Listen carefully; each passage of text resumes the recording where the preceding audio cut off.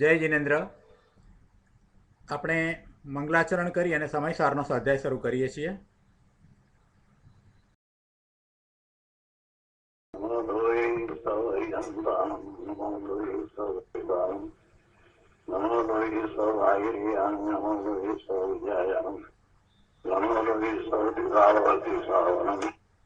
ओंकार बिंदु संयम नित्यम ध्यायन्ति योगिनः ज्ञानगम्यक्षणोऽपि ओंकाराय नमो नमः। मङ्गलं भगवान् मङ्गलं कुटुम्बे मङ्गलं कुटुम्बार्यो विजेन्द्रमोसुमङ्गलं नमः समयसाराय स्वानं बुद्ध्या जगास्ति स्वभावाय भवाय जगवाय विभाव निरंजनता।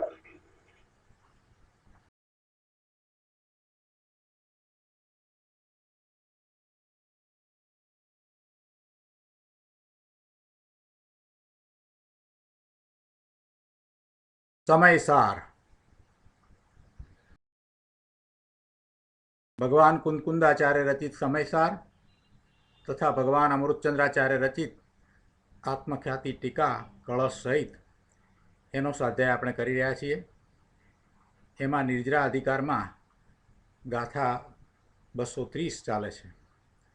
ગાથા 230નો અર્થ, ટીકા, ભાવાર્થ અને પૂજ્ય ગુરુદેવ કાંજી સ્વામીએ આપેલ પ્રવચનના મહદ અંશો પણ આપણે કર્યા છે.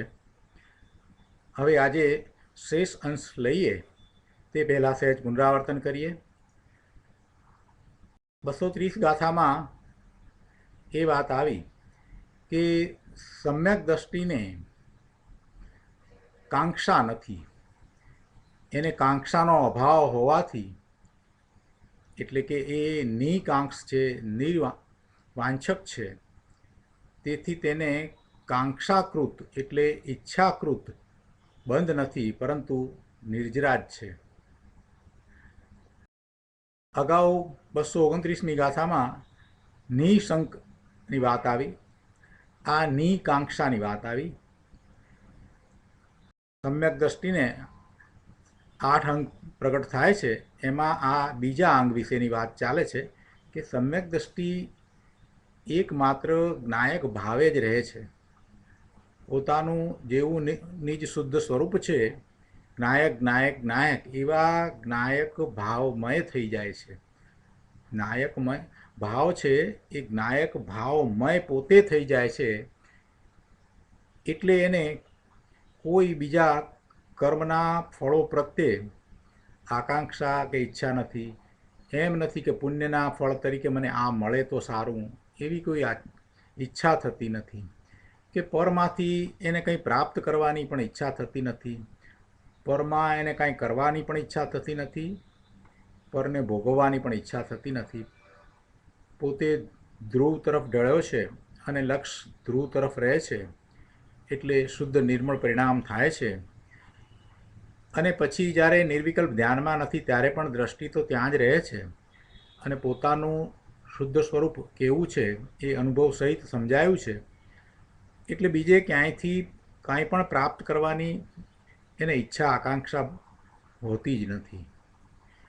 અને છતાં પણ ક્યાંક સૂક્ષ્મ ઈચ્છા દેખાય, કોઈક અલ્પ ઈચ્છા દેખાય, તો એ ઈચ્છા પ્રત્યે એ સારી છે, એ ઈષ્ટ છે, એ યોગ્ય છે, એ કરવા લાયક છે, એથી મને લાભ છે, એવો કોઈ ભાવ જ્ઞાનીને હોતો નથી. એટલે અતિ અલ્પ બંધ પડે છે. એટલે દ્રષ્ટિની અપેક્ષાએ જો વિચાર કરીએ તો એમ કહેવાય કે જ્ઞાનીને બંધ પડતો જ નથી. અને જે કર્મના ઉદય આવ્યા છે, જેને કારણે સંયોગો સર્જાયા છે, જેને કારણે પરિસ્થિતિ એવી સર્જાઈ છે અથવા તો એવી વસ્તુની પ્રાપ્તિ થઈ છે, એટલે કે વસ્તુઓ પોતાની સમીપમાં આવી છે, છતાં પણ એ પ્રત્યેનું એનું વલણ નથી, એમાં ઇષ્ટબુદ્ધિ નથી, એટલે એને નિર્જરાત થાય છે એમ કહેવામાં આવ્યું. આજે વિશેષાંશ આપણે લઈએ. પ્રવચન રત્નાકર ભાગ 7મો, એના પાના નંબર 495 ઉપર ગુરુદેવ કહે છે કે ધર્મીને પુણ્ય અને પાપના ફળોનો આદર નથી. પૂર્વે એણે જે શુભભાવ કર્યા એને કારણે એને પુણ્યનો બંધ પડ્યો, પણ એવા પુણ્યના ફળનો જ્ઞાનીને ધર્મીને કંઈ ઉમળકો નથી, આદર નથી, મળે તો સારું એમ નથી. અર્થાંત પુણ્ય આદિ ભાવોને ધર્મ માનવાવાળા વ્યવહાર ધર્મોનો તેઓ પૂતગળ સ્વભાવ હોવાથી એવા વ્યવહાર ધર્મોનો પણ આદર નથી.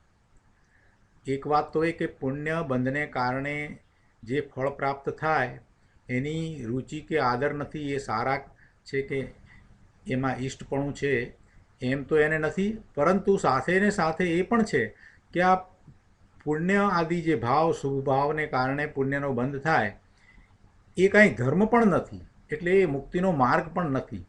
અને એવા પુણ્ય આદિ ભાવોને ધર્મ માનવાવાળો આખો વ્યવહાર, એ વ્યવહાર પ્રત્યે એને આદર નથી. શુભભાવ દ્વારા ધર્મ છે એવી માન્યતા જ્ઞાનીને ધર્મીને હોતી નથી. શુભભાવ આવે છે, સાધકને શુભભાવ આવે છે, એને કાંઈ અશુભ ભાવ આવે એમ નહીં. એને શુદ્ધ ભાવ નથી ત્યારે શુભભાવ હોય, પણ એવા શુભભાવરૂપ વ્યવહાર ધર્મ પ્રત્યે એને એમ નથી કે આ મુક્તિનો માર્ગ છે ને એ આદરવા યોગ્ય છે, એ આશ્રય કરવા યોગ્ય છે, એમ નથી. એટલે ગુરુદેવ બે વાત અહીંયા સાથે સમજાવે છે. પહેલી વાત એ કહી કે ધર્મીને પુણ્ય અને પુણ્યના ફળનો આદર નથી અર્થાંત કરી, અને બીજી વાત સાથે એ કહી દીધી કે પુણ્ય આદિ ભાવોને ધર્મ માનવાવાળા વ્યવહાર ધર્મોનો પણ આદર નથી, સ્વીકાર નથી. આ રીતે સમ્યક દ્રષ્ટિ વાંછા રહિત હોવાથી તેને વાંછાથી થતો બંધ નથી, નિજરાજ છે. ત્યારે કોઈ કહે કે ધર્મીને પણ કોઈ ઈચ્છા આદિ વૃત્તિ દેખાય તો છે, ગુરુદેવ એનું સમાધાન આપતા કહે છે કે વર્તમાન પીડા સહી શકાતી નથી, તેથી તેને મટાડવાના ઈલાજની વાંછા સમ્યક દ્રષ્ટિને ચારિત્ર મોહના ઉદયને લીધે હોય છે, પરંતુ તે વાંછાનો કરતા પોતે થતો નથી. કર્મનો ઉદય જાણી તેનો તે જ્ઞાતા જ રહે છે. કર્મનો ઉદય આવ્યો છે તો આવ્યો છે એને એ જાણે છે, અને પોતાથી વર્તમાનમાં એ પીડા સહી શકાતી નથી એટલે એ જાણે છે, છતાં પણ એટલે બીજી રીતે કહીએ તો પોતાના પુરુષાર્થની એટલી નબળાઈ છે માટે એ રાગરૂપ થાય છે, એ ઈચ્છારૂપ પણ થાય છે, પણ એમાં એ ઈચ્છારૂપ થાય છે તેમાં એને કાંઈ ઈષ્ટપણું લાગતું નથી કે ના ના બરાબર છે, અથવા તો ફરીથી પણ આવું થાય તો સારું, એ દ્વારા મને આનંદ મળે છે, એવું કાંઈ નથી. પણ ચારિત્ર મોહના ઉદયને કારણે એવા કર્મના ઉદય આવે અને એ વખતે હજી પોતાનું વીર્ય એટલું ઉલસ્યું નથી કે પોતે પોતાના સ્વરૂપમાં સ્થિરતા કરી લે, એટલે પૂર્ણ દશાને પ્રાપ્ત હજી કરી શકે એવો પુરુષાર્થ નથી ઉપડ્યો. તો જ્ઞાનીને પણ એવી ઈચ્છા થાય છે, એટલે કહે છે કે વર્તમાન પીડા સહી શકાતી નથી, તેથી તેને મટાડવાના ઈલાજની વાંછા ઈચ્છા સમ્યક દ્રષ્ટિને થાય છે, અને એનું કારણ ચારિત્ર મોહના ઉદયને લીધે હોય છે. એટલે ચારિત્ર મોહની કર્મનો તો ઉદય છે એ તો એક વાત રહી, એ તો બહારની વાત રહી, પરંતુ એ વખતે જ્ઞાનીની એવી દશા થાય છે, એ ઉદય સાથે એ જોડાય એટલી એના પુરુષાર્થની નબળાઈ છે, છતાંય એને એ જાણે છે, જ્ઞાતા ભાવે એને જુએ છે કે આ થઈ રહ્યું છે એ કાંઈ ઈચ્છનીય નથી છતાં થાય છે, એ કાંઈ ધર્મ નથી છતાં થાય છે, એ કાંઈ મુક્તિનો માર્ગ નથી છતાં થાય છે. એટલે એ માટે તો એને પ્રાયશ્ચિત જ હોય છે, એને એમાં ઈષ્ટપણું નથી કે આ બરાબર થઈ રહ્યું છે એવું એને જસ્ટિફિકેશન પણ નથી. એટલે એ વાંછાનો કરતા પોતે થતો નથી, અને કર્મના ઉદયને કારણે થાય છે, પોતાના પુરુષાર્થની એ વખતે એટલી નબળાઈ છે એમ જાણીને એ એની નિર્જરા જ કરે છે. કેમ કે કર્મફળનો ઉદય આવ્યો છે તો એ તો ખરી જવાનું જ છે, એટલે નિર્જરા તો થાય જ છે, અને આ વખતે જ્ઞાની એનો જ્ઞાતા થઈને રહે છે, એટલે એમ એને અતિ અલ્પ બંધ પડે છે, એટલે એમ કહ્યું કે એને નિર્જરા જ થાય છે. દ્રષ્ટિની મુખ્યતાથી એમ કહ્યું કે એને બંધ પડતો નથી. અને જ્ઞાન અપેક્ષાએ જો વિચાર કરીએ તો જ્ઞાન અપેક્ષાએ એટલે કે જ્ઞાન કથનથી વિચારીએ તો એને પણ અલ્પ બનતો થાય છે. આગળ અહીંયા કહે છે કે સમ્યક દ્રષ્ટિ ધર્મી એને કહીએ કે જે ઈચ્છાનો કરતા નથી. ઈચ્છા એ રાગ છે, ઈચ્છા વિભાવ છે, અને વિભાવ એ દુઃખ છે. તો એવા દુઃખનો કરતા ધર્મી શા માટે થાય? ધર્મી તો નિરંતર અતિન્દ્રિય આનંદનું પરિણમન કરવાવાળો અને અતિન્દ્રિય આનંદના સ્વાદને ભોગવવાવાળો છે. તે વિભાવનો દુઃખનો કરતા શા માટે થાય? એટલે કે ન જ થાય. આવું જૈન દર્શનનું સ્વરૂપ છે. આગળ 5મા પેરેગ્રાફમાં કહે છે કે તે વાંછાનો કરતા પોતે થતો નથી. કરતા થતો નથી. વાંછા થાય છે તો એને જાણે છે, પણ એનો એ કરતા થતો નથી. એનો રુચિપૂર્વક કરતા થતો નથી. એમાં ઇષ્ટબુદ્ધિપૂર્વક સારું છે એમ જાણીને એનો કરતા થતો નથી. એ કરવા લાયક છે એમ જાણીને એનો એ કરતા થતો નથી. એ પોતે કરી શકે છે એમ જાણીને એ કરતા થતો નથી. જો કરતાપણું કઈ રીતે હોય છે એનો વિચાર કરીએ તો આપણને ખ્યાલ આવે કે આપણને એમ છે કે એ સારું છે માટે હું કરું. આપણને એમ છે કે હું કરી શકું છું માટે કરું. એ કરવા લાયક છે માટે હું કરું. એ કાર્ય મારું છે માટે હું કરું. એમ કરું કરું કરું કરું એ કરવાપણાનો જે ભાવ અંદરમાં જે પડ્યો છે એ અનાદિનો છે. જૈન દર્શનમાં એક જ વાત છે કે તું તારા સ્વભાવ ભાવ સિવાય બીજા કોઈનો કરતા છે જ નહીં. તું કોઈ શુભાશુભ ભાવનો કરતા નથી. પર પદાર્થની પર્યાયને બદલવાવાળો તું કરતા નથી. આ વાતની મુખ્યતા છે. પછી એમાં એમ કહેવામાં આવે કે ના એ તો નિસ્વાર્થ ભાવે કરવામાં આવે છે, એમ એવી બધી વાતો કરવામાં આવે, પણ એ કરતાપણું જ્યાં સુધી પડ્યું છે ત્યાં સુધી એને સ્વરૂપની દ્રષ્ટિ થતી જ નથી.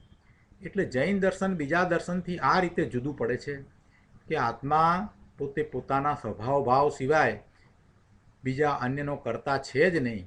આ મહત્ત્વની વાત છે. એટલા માટે જૈન દર્શનમાં ક્યાંય ઉપદેશાત્મક કથન છે જ નહીં કે તમે આમ કરો આમ કરો આમ કરો આમ કરો કરો કરો કરોની વાત છે જ નહીં. કરવું એ તો મરવું છે. હું કરું હું કરું હું કરું એ જ મિથ્યા જ્ઞાન. જેમ સકટનો ભાર શ્વાન તાણે. નરસિંહ મહેતા પણ આ વાત તો કહેતા હતા. એ અજ્ઞાન છે. કરવાનો ભાવ છે એ અજ્ઞાન છે, મોટું અજ્ઞાન છે. એટલે કરવાની વાત તો છે જ નહીં. કરતા ભાવ ને જૈન દર્શને બહુ સરસ રીતે સમજાવ્યો છે કે પોતે પોતાનો જેવો સ્વભાવ છે એવા સ્વભાવ ભાવે થાય છે એ જ એનું કરતાપણું છે. બીજે ક્યાંય એનું કરતાપણું છે જ નહીં. પરમા એ કાંઈ કરી શકતો જ નથી. પરમા એ કાંઈ કરી શકતો જ નથી. સ્પૃહા વિના, કોઈ પણ જાતના ફળની આશા રાખ્યા વિના આમ કર તેમ કર આવી બધી વાતો બીજા દર્શનમાં આવે છે. ફળની આશા રાખ્યા વગર તું આમ કર, નિસ્વાર્થ ભાવે આમ કર. પણ ભાઈ તું કરી શકતો નથી પછી ક્યાં કરવાની વાત રહી? તું કરી શકતો નથી ને તું કર એવો ઉપદેશ કોણ આપે? જે જ્ઞાની પોતે વાત જાણે છે કે પોતે કાંઈ કરી શકતો નથી અને છતાં એવો ઉપદેશ આપે કે તું આમ કર તેમ કર, એવો કરવાનો ઉપદેશ આપે. એટલે જૈન દર્શનની અંદર એ વાત છે જ નહીં. એ અન્ય દર્શનમાં એ વાત પડી છે. કેમ કે એમને કર્તૃત્વ પડ્યું છે.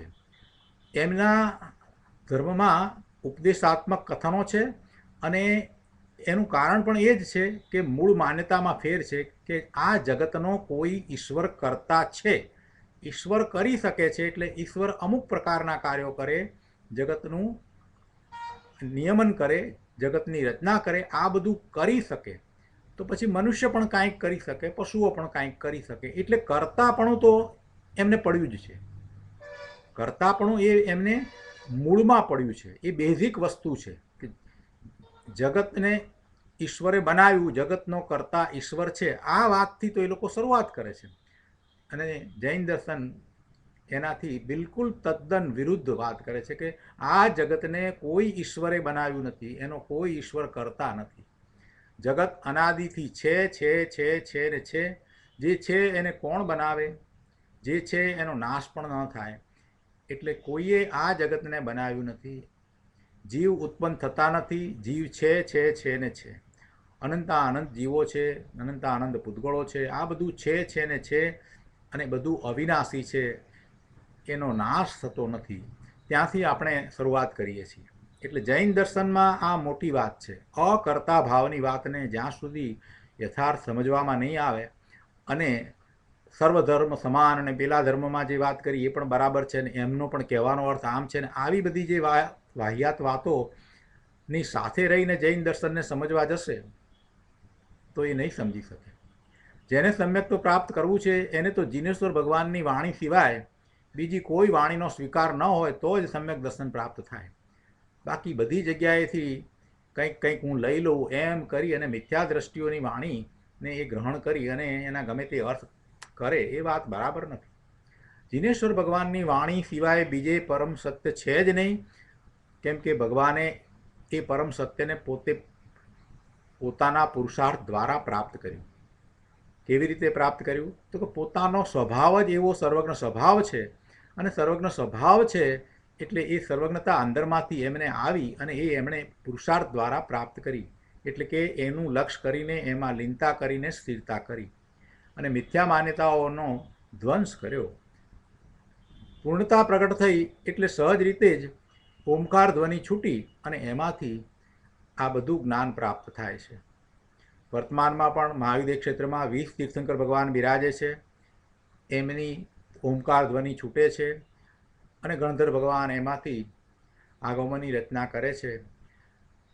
એ જ્ઞાન, એ અદ્ભુત જ્ઞાન કુંદકુંદાચાર્ય ભગવાન પોતે સહદેવે ચારણ વિદ્યા દ્વારા મહાવિદ્ય ક્ષેત્રમાં જઈને શ્રીમંદર પ્રભુના સમુસરણમાં 8 દિવસ ગાળીને તથા ત્યાં જે શ્રુત કેવળી હતા એમની સાથે વિચાર વિમર્શ કરીને એ જ્ઞાન અહીંયા લઈ આવ્યા અને એમણે આ શાસ્ત્રોની રચના કરી અને એમાં આપણને એ વાત આપી છે. એટલે જે વાત સમયસારમાં છે એ વાત બીજે ક્યાંય નથી. સમયસાર એ શ્રીમંદર પ્રભુની વાણી છે એમ કહીએ તેમાં કોઈ અતિશયોક્તિ નથી. એટલે જે કથન જેમ છે તેમ સમજવું.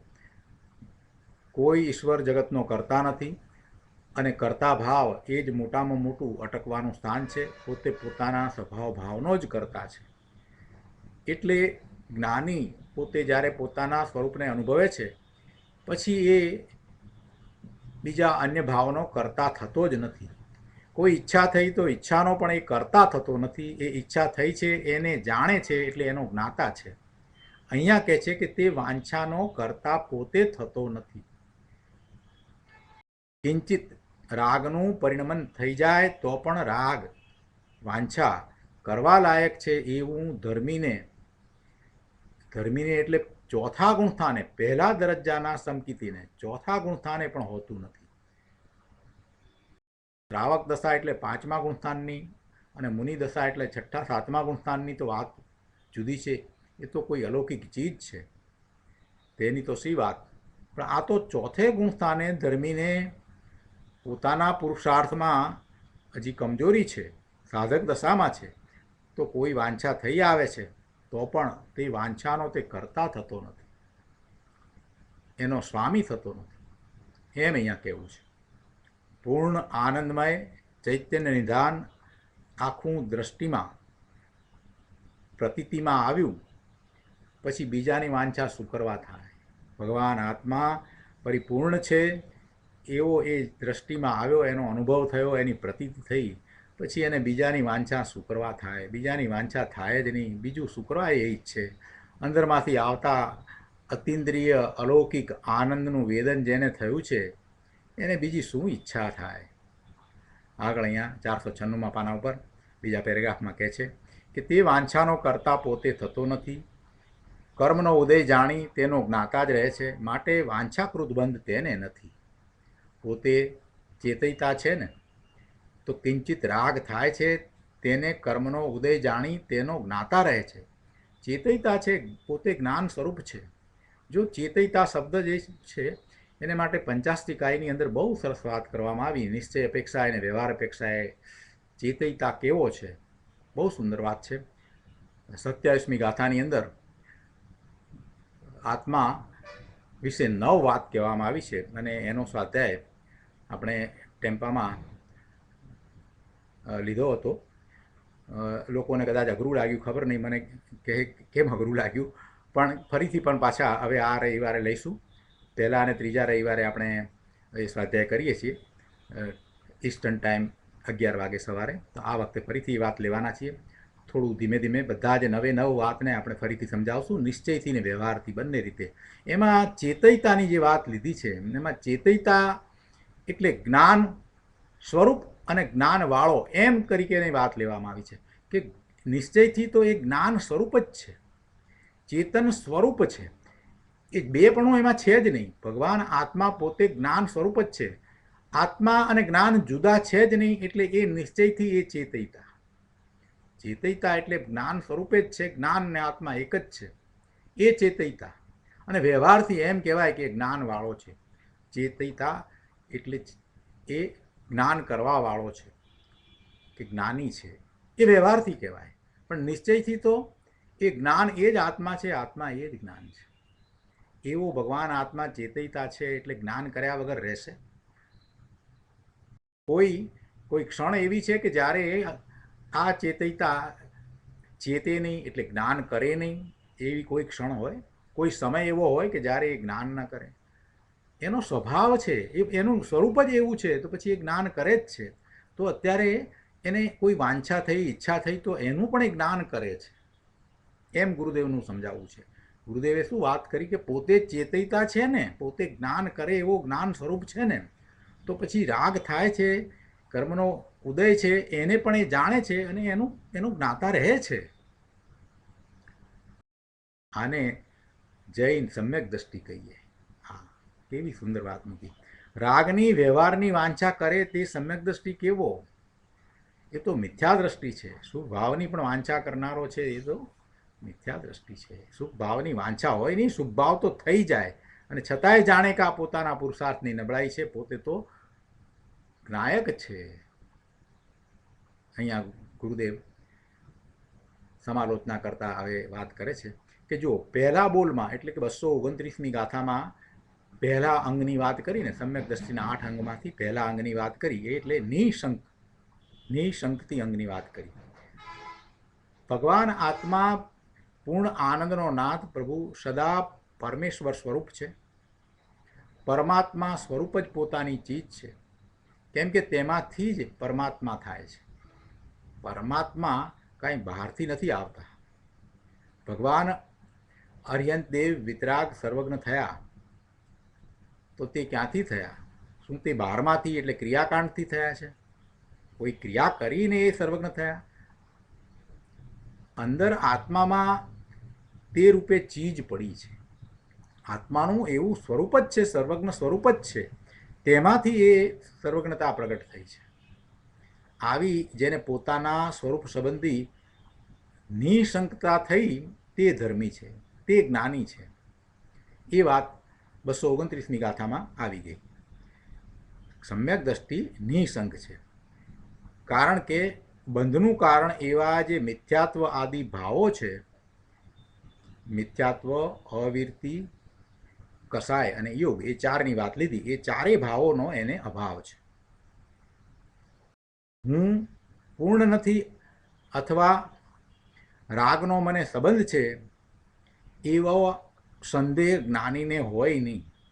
હું પૂર્ણ નથી અથવા તો રાગનો મને સંબંધ છે, એટલે ભાવકર્મ છે, દ્રવ્યકર્મ છે, આવો કાંઈ પણ એને સંદેહ છે, એમ જો હોય તો સમજવું કે એ જ્ઞાની નથી.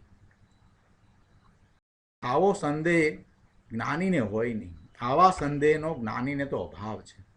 જ્ઞાનીને કોઈ સંદેહ નથી, કોઈ શંકા નથી કે પોતે પરિપૂર્ણ છે, એમાં કોઈ શંકા નથી. પોતે આ રાગથી જુદો છે, પોતે વિભાવથી જુદો છે, પોતે આ દ્રવ્ય અને ભાવ કર્મથી પણ જુદો ભગવાન આત્મા જ્ઞાયક છે, એ વાતમાં એને કોઈ શંકા નથી. એ નિશંક છે, એને સર્વ સંદેહનો નાશ થઈ ગયો છે. આગળ 5મા પેરેગ્રાફમાં કહે છે કે ધર્મીને પોતાના પૂર્ણ જ્ઞાન આનંદ સ્વરૂપમાં નિશંકતા છે.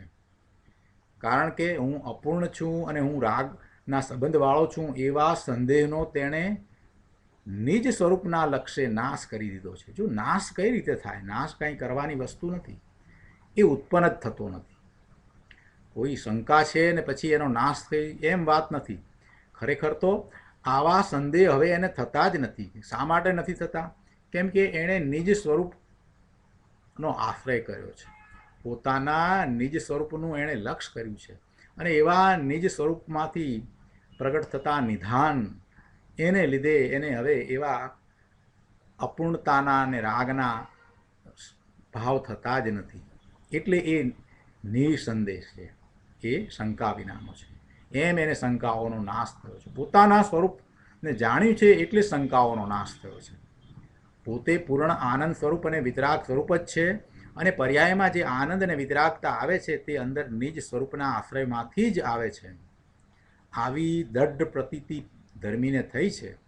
તેથી તે બહારના ક્રિયાકાંડ આદિ સર્વ પર સ્વભાવો પ્રતિ નિરુત્સુક છે.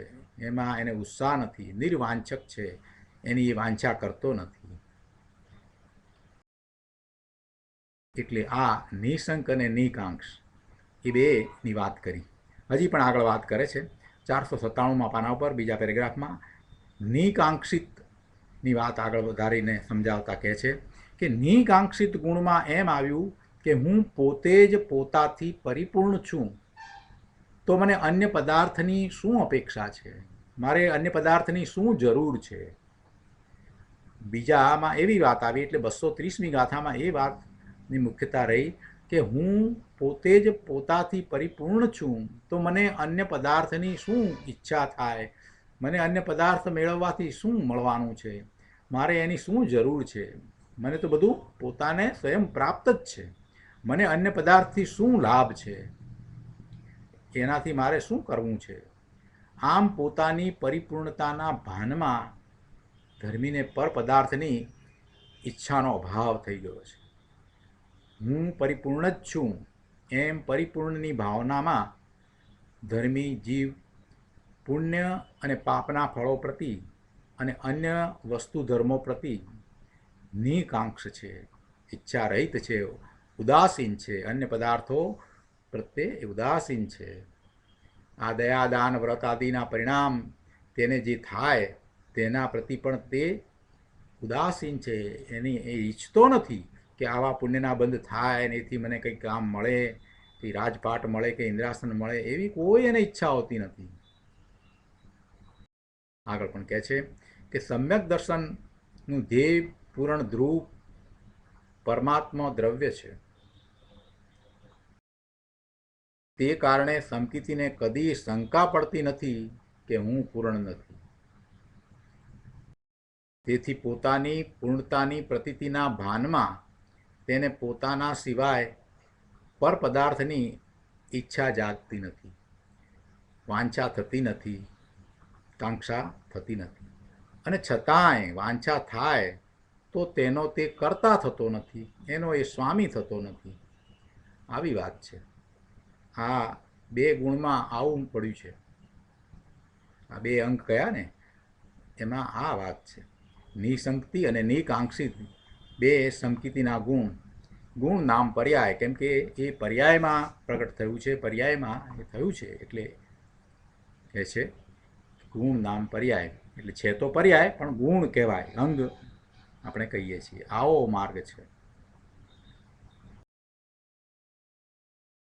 આગળ આ જ પાના ઉપર છેલ્લા પેરેગ્રાફમાં કહે છે,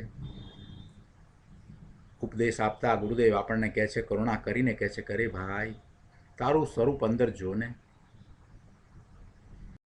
તારું સ્વરૂપ અંદર જોને, તારું સ્વરૂપ કેવું છે? અંદર દ્રષ્ટિ કરને, અંતરદ્રષ્ટિ કરી અને જોને તારું સ્વરૂપ કેવું છે. તારા સ્વરૂપની તને ખબર ન મળે તો પછી તું ક્યાં ઉતારો કરીશ, ક્યાં જઈશ, ક્યાં જઈને રહીશ? તારા સ્વરૂપની તને જો ખબર નથી તો તું ક્યાં જઈશ? દેહ તો જોત જોતામાં છૂટી જશે, પછી ક્યાં જઈશ પ્રભુ? પ્રભુ તું પૂર્ણ પ્રભુ છો એવા તારા સ્વરૂપને અંદર જો. એને જોતા જ તને શંકા અને ઈચ્છા મટી જશે, શંકા અને વાંછા મટી જશે. તો આ રીતે આપણે અહીંયા 230 ગાથા પૂરી કરીએ છીએ. હવે નિર્વિચિકિત્સા ગુણની ગાથા કહે છે. ગાથા 231. યો ન કરોતિ જુગુપ્સા ચેતયિતા સર્વેષામેવ ધર્માણામ સ ખલુ નિર્વિચિકિત્સ સમ્યક દ્રષ્ટિ જ્ઞાતવ્ય. ગુજરાતીમાં ગાથા છે. સૌ કોઈ ધર્મ વિશે જુગુપ્સા ભાવ જે નહીં ધારતો, ચિન્મૂર્તિ નિર્વિચિકિત્સ સમકિત દ્રષ્ટિ નિશ્ચય જાણવું. ગાથાના અર્થમાં કહે છે કે જે ચેતયતા બધાએ ધર્મો એટલે કે વસ્તુના સ્વભાવો પ્રત્યે જુગુપ્સા ગ્લાનિ કરતો નથી. ય ચેતયતા સર્વેષામ એવ ધર્માણામ જુગુપ્સા ન કરોતિ, તે નિશ્ચયથી નિર્વિચિકિત્સ સમ્યક દ્રષ્ટિ જાણવો. સ ખલુ નિર્વિચિકિત્સ સમ્યક દ્રષ્ટિ. જે ચેતયતા બધાએ સ્વભાવો પ્રત્યે વસ્તુના બધાએ ધર્મો પ્રત્યે ગ્લાનિ કરતો નથી, જુગુપ્સા કરતો નથી, એ નિશ્ચયથી નિર્વિચિકિત્સ સમ્યક દ્રષ્ટિ જાણવો. ટીકામાં કહે છે, કારણ કે સમ્યક દ્રષ્ટિ ટંકોત્કીર્ણ એક જ્ઞાયક ભાવમયપણાને લીધે બધાએ વસ્તુ ધર્મો પ્રત્યે જુગુપ્સાનો તેને અભાવ હોવાથી નિર્વિચિકિત્સ એટલે જુગુપ્સા રહિત છે. તેથી તેને વિચિકિત્સાકૃત બંધ નથી, પરંતુ નિજરાજ છે. કારણ તો એનું એ જ છે. શું કારણ છે? કે એ જ્ઞાયક ભાવમય થયો છે. જ્ઞાયક ભાવમય થયો છે માટે સમ્યક દ્રષ્ટિને બધા વસ્તુના ધર્મ પ્રત્યે વિચિકિત્સા નથી, જુગુપ્સા નથી, ગ્લાનિ નથી. આ ગંદુ છે, આ ખરાબ છે એવી ગ્લાનિ નથી. આ દુર્ગંધ મારે છે, આ આવું છે, આ આવું છે, એમ વસ્તુઓ દ્રવ્યો પદાર્થો જે છે એના પ્રત્યે જ્ઞાની નથી. શરીર હોય તો એમાંથી દુર્ગંધ આવતી હોય એટલે એના પ્રત્યે એને, જેના શરીરમાંથી દુર્ગંધ આવતી હોય એના પ્રત્યે એને નાકનું ટેરવું ચડી જાય કે આ તો દુર્ગંધ મારે છે, ગંદુ છે. કેમ કે એ જાણે છે કે એ તો વસ્તુનો સ્વભાવ છે, એટલે કે પૂતગળ છે. એ પૂતગળ છે એનું પરિણમન છે, અને પૂતગળના પરિણમન જે થાય તે થાય, એમાં બીજાને શું, એમાં કોઈને કાંઈ નથી. એ પૂતગળના પરિણમન છે એમાં જે થઈ રહ્યું છે તે થઈ રહ્યું છે, એમાં એને શું, બીજાને શું હોય. કોઈ અન્યને કોઈ પ્રકારના ભાવ થતા હોય, તેથી એના પ્રત્યે એને વિચિકિત્સા થાય એમ બનતું નથી.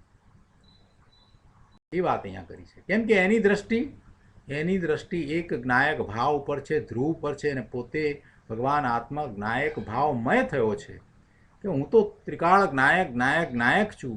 મને આ બધું ક્યાં સ્પર્શે છે, આ બધું મને ક્યાં નડે છે, આ બધું મને કાંઈ કરવાવાળું છે જ નહીં. એનાથી પોતે તો અલિપ્ત છે. આવું ભેદ જ્ઞાન એને કરવું પડતું નથી, એ સતત એવું ભેદ જ્ઞાન એને વર્તે છે. એટલે એવા જ્ઞાયક ભાવમયપણાને લીધે વસ્તુના ધર્મો પ્રત્યે કોઈ પણ પ્રકારે વસ્તુના ધર્મ કંઈક જાત જાતના હોય તો શું થઈ ગયું, હોય તો હોય, એના પ્રત્યે એને કાંઈ વિચિકિત્સા થતી નથી, જુગુપ્સા થતી નથી, ગ્લાનિ થતી નથી.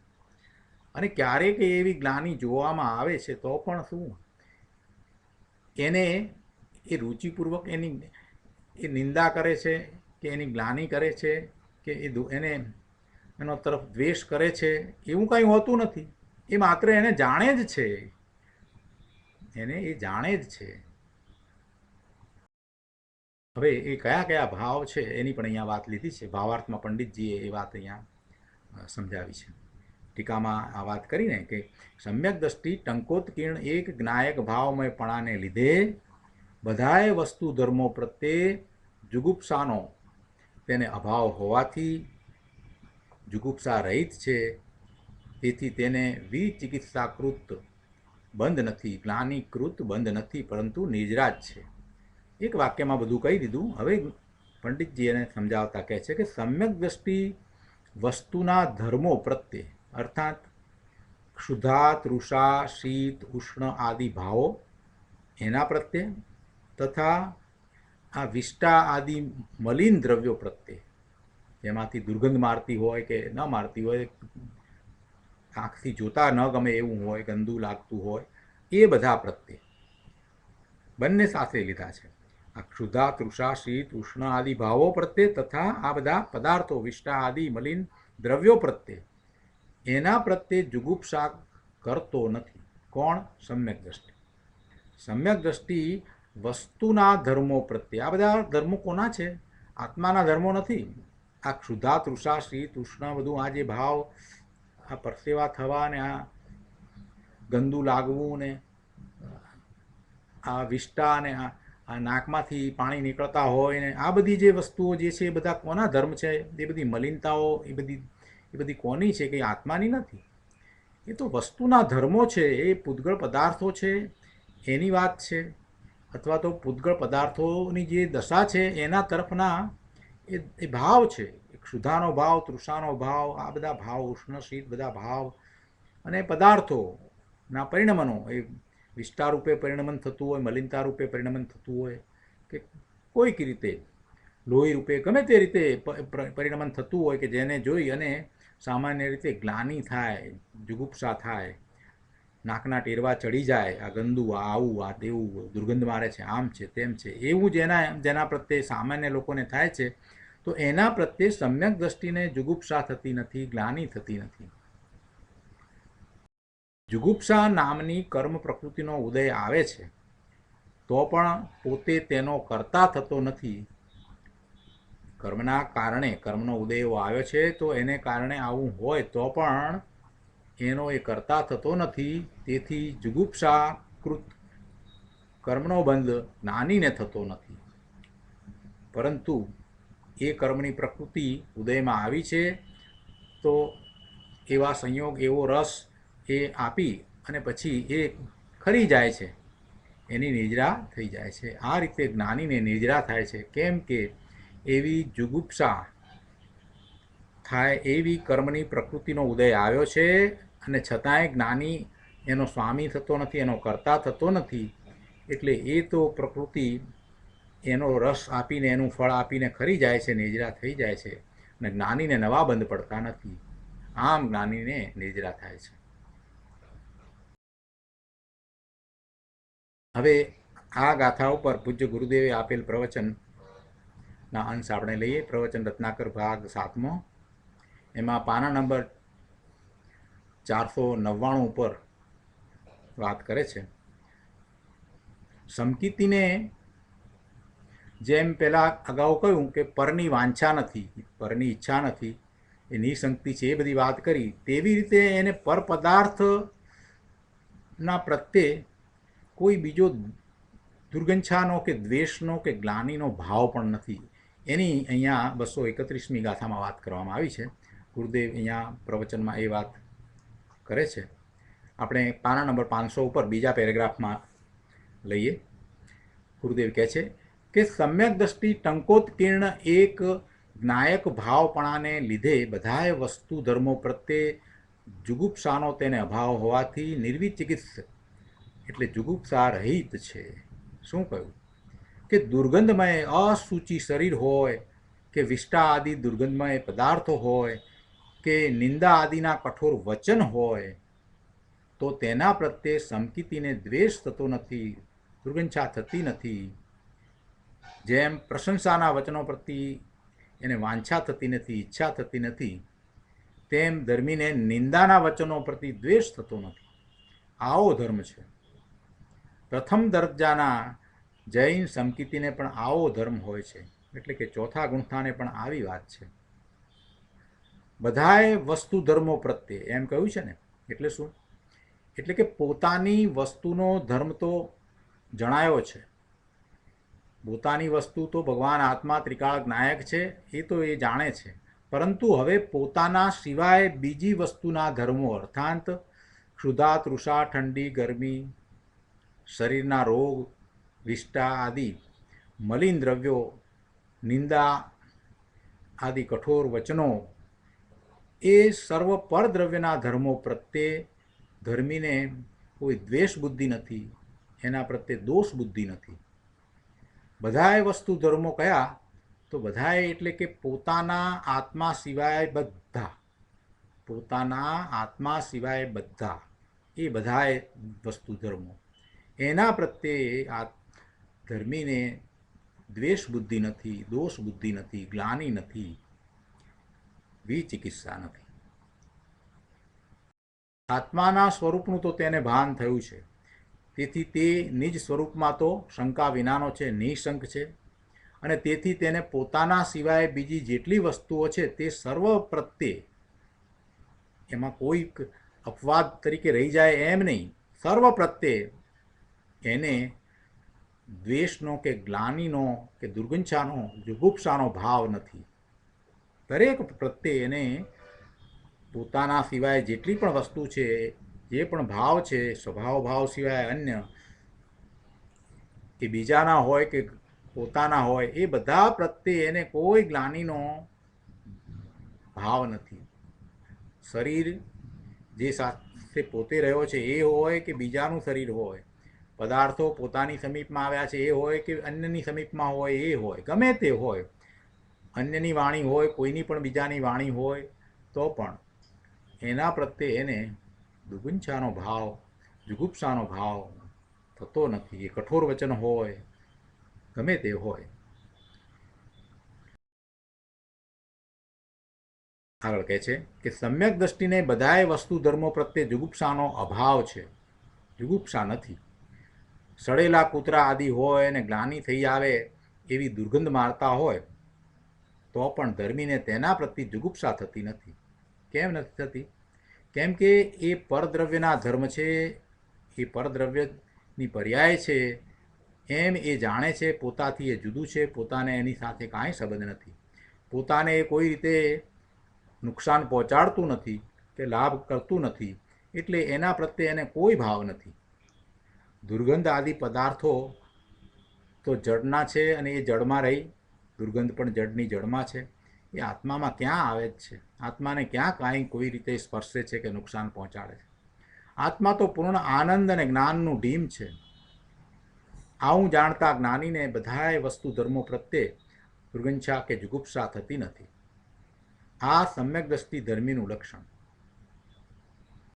જેમ તેને અનુકૂળ વિષયો પ્રત્યે પ્રેમ નથી, ઈચ્છા નથી, ઇષ્ટ બુદ્ધિ નથી, તેવી રીતે પ્રતિકૂળ પ્રત્યે દ્વેષ પણ નથી.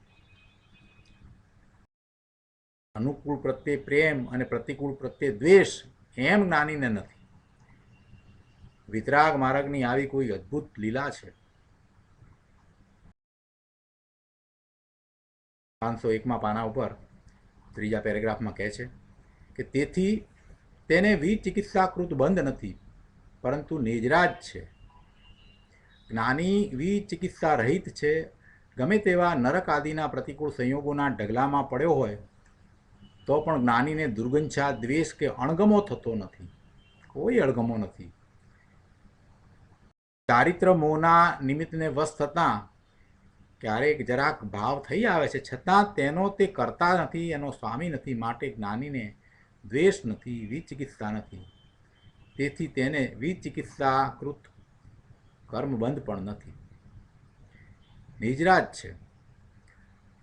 જરાક એવા પરિણામ પોતાના પુરુષાર્થની કમજોરીના કારણે થયા હોય તો પણ એનો એ કરતા નથી, અને એવા પરિણામ થયા છે એ તો ફળરૂપે થયા છે, એટલે એ તો એને ખરી જાય છે. માટે નિજરાજ થાય છે.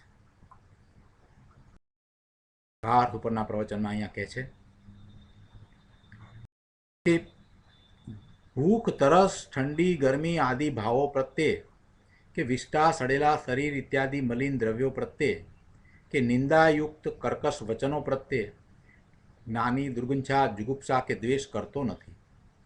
મુનિનું શરીર કોઢિયું દુર્ગંધવાળું દેખાય, એવું થઈ ગયેલું લાગે, મલિન દેખાય, તો પણ જ્ઞાની જુગુપ્સા કરતો નથી, કેમ કે એ તો શરીરનો પરનો ધર્મ છે એમ જાણે છે, એટલે એને એના પ્રત્યે જુગુપ્સા નથી. છેલ્લા પેરેગ્રાફમાં છેલ્લી લીટીઓમાં કહે છે કે 3 લોકનો નાથ ચિદાનંદ પ્રભુ આત્માનો જેને અંદર પ્રતિભાસ થયો છે, એની પ્રતીતિ થઈ છે, એમાંથી એને ભરોસો પ્રગટ્યો છે, વિશ્વાસ આવ્યો છે, અનુભવ સહિતનો એ વિશ્વાસ છે કે મારું આવું શુદ્ધ ત્રિકાળ નાયક સ્વરૂપ છે, પોતે અખંડ જ્ઞાન જ્યોતિ છે, પોતે સુખનો સાગર છે, એવો એને ભરોસો પ્રગટ્યો છે. એવા એ ધર્મીને આ પર પ્રત્યે દુગંછા કે દ્વેષ કે અણગમો શા માટે થાય? એટલે થતા જ નથી.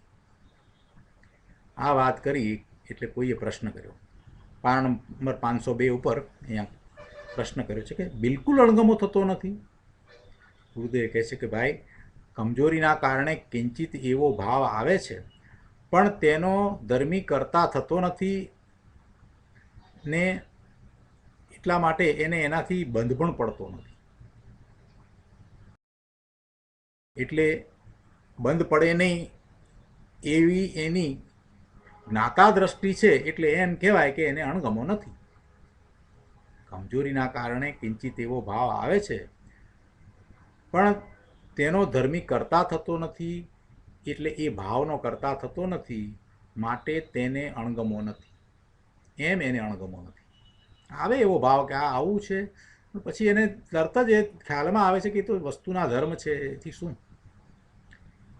એટલે એ ભાવના એ રીતે કરતા થતા નથી કે આવો ભાવ આવ્યો તો એને એ ભાવને એ જાણે છે. જો અહીંયા જ્ઞાતાપણાને થોડુંક સમજવા જેવું છે કે આ કંઈક ગંદકી જોઈને એમ થાય કે આ બધું ગંદુ છે, પછી તરત જ એને વિચાર આવે કે આ ગંદુ છે એવો ભાવ કોણે કર્યો? એ ભાવ મારો તો હોય નહીં, હું તો ભગવાન આત્મા ત્રિકાળ નાયક છું, માત્ર જાણું જ છું. એ ભાવનો એક જ્ઞાતા થઈ જાય છે. વસ્તુ પ્રત્યે તો અણગમાનો પ્રશ્ન જ ઉપસ્થિત થતો નથી, પણ એ ભાવ પણ એ જાણે છે કે આ હું મારા સ્વરૂપના લક્ષ્ય હતો ત્યાંથી ચલિત થયો, એટલે આ વિકલ્પ આવ્યો. એમ એ પોતે જાણે છે કે પોતે વિચલિત કઈ રીતે થયો છે? તો પોતાના સ્વભાવ ભાવે રહેવાને સ્થાને, પોતાના સ્વરૂપમાંથી આવતા આનંદનો અનુભવ કરવાને સ્થાને એ પરનું લક્ષ્ય થતાં એ એમ વિચલિત થયો કે આ આવું છે, અને એ જે છે એવું જાણવાવાળો પણ પોતે જ છે, એમ એને જાણે છે. વસ્તુ પ્રત્યે, પદાર્થ પ્રત્યે તો એને ક્યારેય એવા દુગંછાના ભાવ થતા જ નથી, એટલે એને એમ અણગમો નથી. ક્યારેક એવો ભાવ થતો હોય તો ભાવને પણ એ જાણવાવાળો છે કે આ ભાવ આવ્યો, આ વિભાવ ભાવ એ મારો નથી. જુગુપ્સા નામની કર્મ પ્રકૃતિનો ઉદય આવે છે તો પણ પોતે તેનો કરતા થતો નથી, તેથી જુગુપ્સાકૃત બંધ તેને થતો નથી, પરંતુ પ્રકૃતિ એટલે કે કર્મની પ્રકૃતિ એનો ઉદય આવ્યો છે એટલે રસ દઈને ખરી જાય છે, તેથી નિજરાત થાય છે.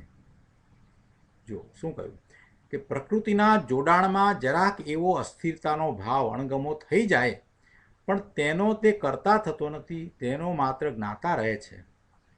પોતે જ્ઞાયક છે એમ ભાસ્યું છે ને, એમ એને અંતરમાં વસી ગયું છે ને કે પોતે જ્ઞાયક છે, એ વાત ખસતી નથી, એ વાત કંઈ જવાની નથી. પોતે જ્ઞાયક છે તો જ્ઞાયક છે જ, એ વાત તો બરાબર થઈ ગઈ છે, અનુભવ સહિત થઈ છે. તેથી અસ્થિરતાના ભાવનો એ સ્વામી થતો નથી, પણ એનો જાણનારો રહે છે. શેનો? અસ્થિરતાના ભાવનો સ્વામી થતો નથી, પણ જાણનારો રહે છે.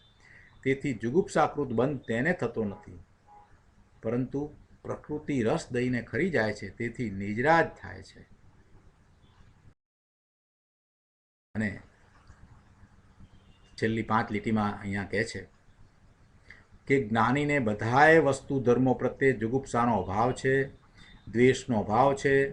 અસ્થિરતાવશ કદાચિત કોઈ પ્રકૃતિના ઉદયમાં જરી જોડાય તો પણ તેનું કર્તાપણું નહીં હોવાથી તેને બંધ થતો નથી, પણ એ પ્રકૃતિનો ઉદય આવ્યો છે એ હવે ખરી જાય છે, અને અશુદ્ધતા પણ ખરી જાય છે. તેથી તેને નેજરા થાય છે. તો આ રીતે અહીંયા આ ગાથા પૂરી થાય છે અને આપણે 3 અંગોની વાત કરી, 3 બોલ પૂરા થયા.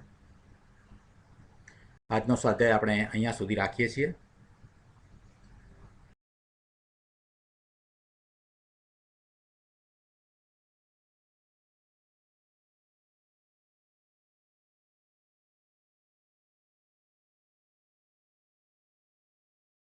હવે આજના સ્વાધ્યાય સંબંધી આપના પ્રતિભાવ અથવા પ્રશ્નો હોય તો આપણે વિચાર કરીએ.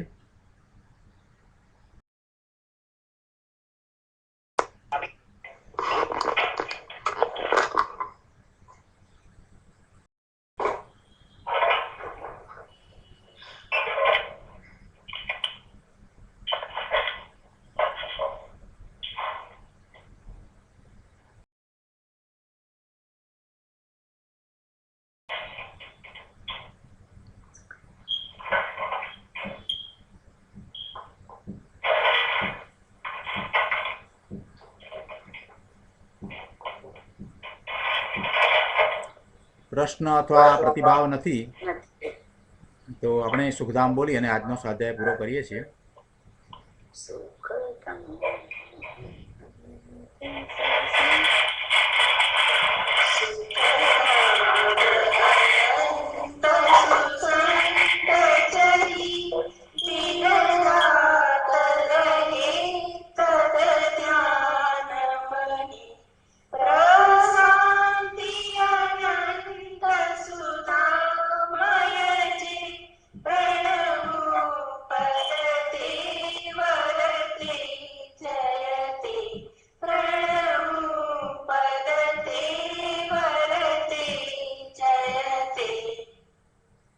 જય જિનેન્દ્ર.